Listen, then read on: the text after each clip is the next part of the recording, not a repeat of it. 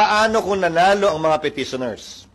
Paano kung yung nag-file ng petition for habeas corpus, meaning produce the body, ay nagwagi at nag-utos ang Korte Suprema na i-produce yung katawan at iuwi dito? Anumang desisyon ng Korte Suprema, hindi binding sa ICC. Dahil wala namang jurisdiction ng ICC doon. Pero binding ang anumang magiging desisyon ng Korte Suprema, kunwari lang, sa mga opisyal ng pamahalaan. So kung mangyayari yon, ang gagawin ng Korte, pag-uutos sa pamahalaan, na gumawa ng mga hakbang para may sakatuparan yon.